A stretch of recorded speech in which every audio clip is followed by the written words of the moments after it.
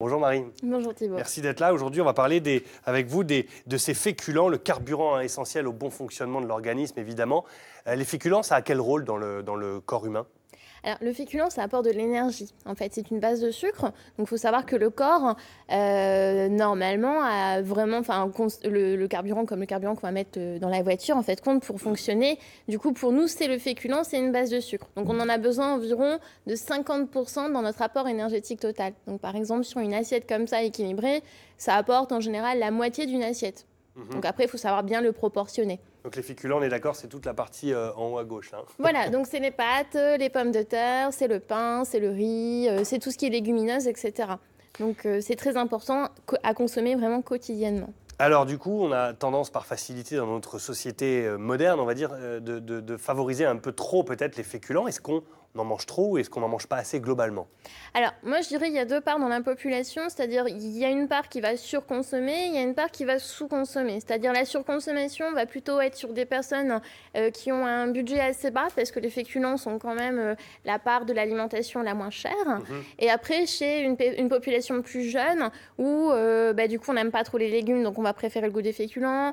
Ouais. Le féculent n'est pas trop cher, c'est facile à faire, c'est rapide à faire. Donc du coup, ce sera plutôt une population assez jeune et à budget assez restreint aussi. Après, on a une autre population qui fait que on veut faire attention à son poids et donc du coup, le féculent a encore le culte de faire grossir, alors que c'est pas vrai du tout. Donc du coup, il y a des personnes qui vont moins manger de féculents parce qu'on veut faire attention à son alimentation. Et la population, on va dire plutôt senior, vieillissante, qui a encore trop tendance à négliger les féculents, manger un peu plus de légumes, etc. Donc ça dépend des cultes et de ce qu'on a appris au fur et à mesure du temps. Dans un repas classique, quelle doit être la part de féculents sur une portion normale, entrée, plat, dessert ? 50%. Ah oui. C'est-à-dire la moitié de l'assiette. Après, il faut savoir que le féculent est adapté en fonction de la personne, en fonction de sa dépense, si on a un homme, une femme, etc. Mais sur une assiette standard, il faut vraiment qu'il y ait 50% sur les féculents et après une petite part protéines, une petite part légumes, en fait. Tout à l'heure, j'ai vu passer une question qu'on peut se poser souvent, c'est féculents ou légumes ? Alors, féculents et légumes. Elle va sûrement réapparaître parce qu'on a un petit problème d'image là, mais c'est une question qui peut revenir parce qu'on a tendance un peu à se tromper. Souvent, on dit une pomme de terre, ça peut être donc, considéré ça dépend des féculents. Par exemple, tout ce qui pousse dans la terre, en général, reste un légume. Mais par exemple, la pomme de terre, comme elle est très riche en amidon, ça reste un féculent parce qu'il y a beaucoup de sucre à l'intérieur. Comme par exemple aussi les légumineuses, comme les petits pois qu'on verra plutôt ici. Je ne sais pas si on peut faire voir à la caméra. Donc, le petit pois n'est pas un légume. Des vrais faux petits pois. Voilà, mais c'est un féculent. C'est comme le maïs aussi. Comme avec le maïs, on va faire de la maïzena, donc de la farine de maïs. C'est une fécule, donc ça reste un féculent. Donc ça dépend de la dose de sucre qu'il y a dans l'aliment en général. Bon, je vais les montrer, les petits pois.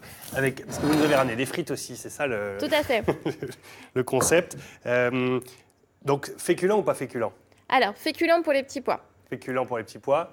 Et féculent pour les frites, vu que ça vient de la pomme de terre en général. Avec de la graisse rajoutée en plus. Donc, on va considérer un féculent, tout est en général quand il y a une base de farine. Par exemple, le pain, c'est fait avec de la farine, c'est un féculent. Le croissant, c'est fait avec de la farine, c'est un féculent. Donc, des féculents, il y en a partout, en fait. Et sans s'en rendre compte, on en mange quand même assez souvent. Donc, il faut savoir que sur une journée, on mettra des féculents le matin, le midi. Et justement, on évitera plus ou moins le soir, où on en mettra une plus petite quantité, en fait. Est-ce que le féculent fait grossir ? Alors, ou pas ? Pour moi, je vous dirais que non, le féculent ne fait pas grossir. Ça dépend ce qu'on y ajoute à l'intérieur, si on rajoute de la crème, du beurre, du fromage, etc. Ça dépend aussi la quantité. Donc moi, ce que je vais apprendre aussi en général aux gens, c'est-à-dire que le féculent peut faire grossir quand on en mange trop, mais aussi, il faut faire attention, il fait aussi grossir quand on en mange pas assez. C'est une question de dosage. En fait, le secret vraiment, c'est de manger des féculents tous les jours et en gardant la bonne proportion. Le plat de pâtes que vous nous avez ramené là, tout à fait. Que ce sont des pâtes tout à fait normales.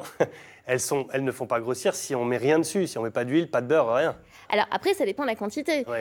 Si par exemple, une femme qui n'a pas beaucoup d'activité sportive mange cette quantité-là, ça sera peut-être un peu trop, il faudra enlever une petite poignée.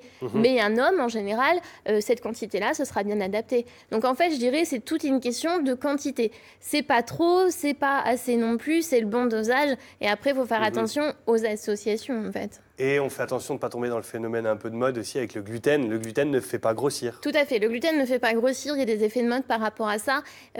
Donc, c'est juste le gluten. C'est vraiment pour les personnes qui sont intolérantes au gluten, en fait. Sensibles au gluten. Donc, les pâtes ne font pas grossir. Le pain ne fait pas grossir. Ça dépend vraiment ce qu'on y adapte à l'intérieur et les quantités, en fait. Très bien, merci beaucoup. Donc, n'importe quel repas que vous faites, au moins 50% de féculents, pommes de terre, pâtes, petits pois, pain complet de préférence. De pain complet parce qu'il y a des fibres alimentaires à l'intérieur. Très bien. Donc, c'est meilleur. Merci Marie. Allons voir du côté d'Internet avec Anne-Sophie si quelques questions sont arrivées.